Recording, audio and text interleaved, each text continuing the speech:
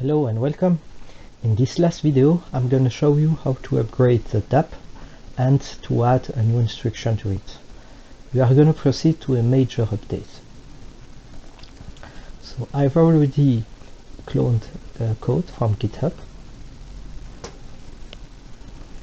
I have also already installed the backend and the frontend NPM dependencies, and for the rest nothing is done yet. I have already configured Ganache, but as you can see nothing has been migrated to it yet, so we have 0 block. To simulate the addition of a new instruction, I have already commented the code corresponding to the if message value is bigger than. Inside the instruction provider, it accepts two uint that it will compare in order to produce a Boolean return. So I have done the same thing inside the interpreter, so I've commented out the part of the interpreter that is capable of interpreting that kind of instructions. In the front end, I have removed from the drop-down list the corresponding value, but as you can see there are still some parts of the front end that refer to this instruction. But this is not very important since we are just updating the contract itself. Here, in the migration script, you can see that I have removed the injection of this new instruction. We will do it manually after. Just to make things clear, the migration script is divided into three parts. This first part is responsible for the initial migration. Then we have the part that is responsible for minor upgrades, and the one that we will be using in this video is concerning the major updates. Now let's migrate our contracts. I'm doing that locally. Yeah, I'm not in the right folder. Up. I relaunched the command.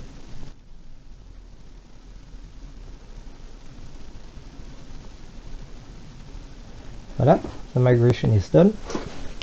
Now let's serve our application. Let's run the npm run start command.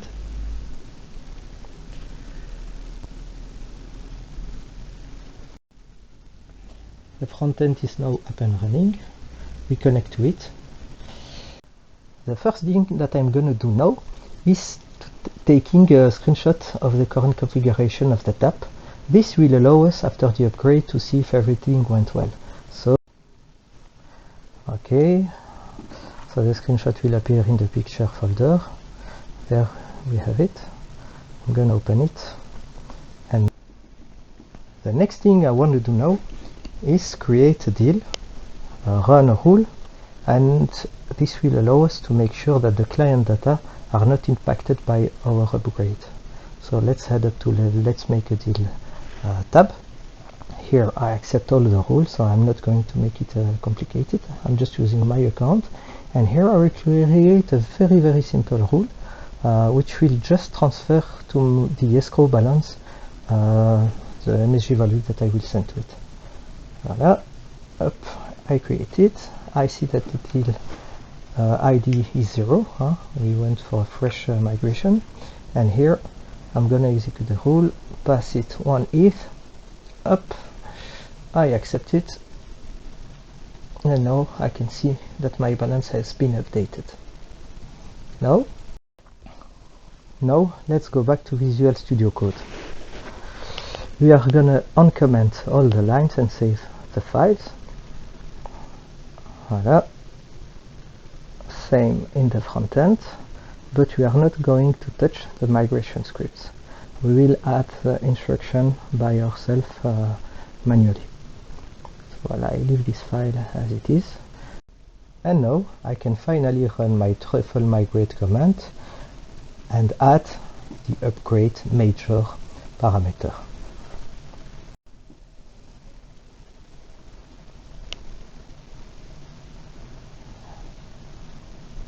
Voila, the migration went well. We can see that only the instruction provider contract as well as the interpreter contract were remigrated. We can also see that the escrow ownership has been transferred to the new instruction provider contract. we can see that here. So this is the old address. We can compare it with our screenshot.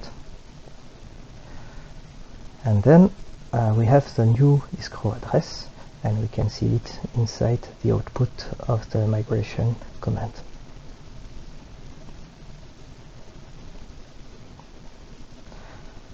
Now let's go back to our front end and check what really happens. In the admin dashboard, if I compare it to the screenshot we took before, we see that the deal and command structure contract as well as the instructions contract haven't changed, but the addresses of the interpreter and the instruction provider did. The escrow is still the same, and we can make sure that the client data were not impacted by going back to the execute rule, where we can see that the escrow balance is still available. To make sure that the code is still functional, we are going to withdraw it, and as you can see, it has been transferred to our account. The last thing that we need to do is create a rule with the new instruction that we have defined to make sure that it is working correctly. So here I'm going to create a very simple rule in which I'm going to ask, let's put 1 here, to ask to the tab to transfer all the MSG value to myself if the amount that I'm transferring is higher than 1/8. As you can see, it seems like we have a problem. This behavior is totally normal because we are trying to create a deal with containing an instruction that is not known to the DApp. As you remember, we have commented the line that is responsible for injecting the instruction to the DApp in the migration script. So what I will do, I will first show you the error message that we get if we try to create the deal. So voilà. The instruction is unknown. Let's go back to Visual Studio Code and add it manually. So I will just copy the corresponding line from the migration script. I will open a Truffle console. Yeah, I'm not in the right folder, so I'm going to navigate to the root of the project and rerun the Truffle console command.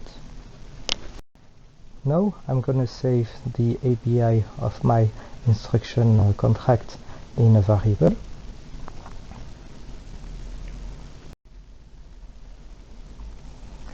And finally, I can inject the new instruction into the instruction.sol contract. Voila, we can see that the transaction went well. So if I go back to my front end and I try to re-trigger the deal creation, we will see that it is successful. Last thing that we need to do is make sure that the rule is working correctly. So I'm gonna run it first with a value higher than 1/8. You can see that I have 0/8 on my escrow balance. So I put 1.1 up, I execute it, and I see it appearing in the escrow balance. To make sure that the rule works in both directions, I will input a value lower than 1/8, and as we can see, everything is working fine. Voila! This concludes the presentation of the MATLAB. I thank you again for your time, and cheers from Belgium!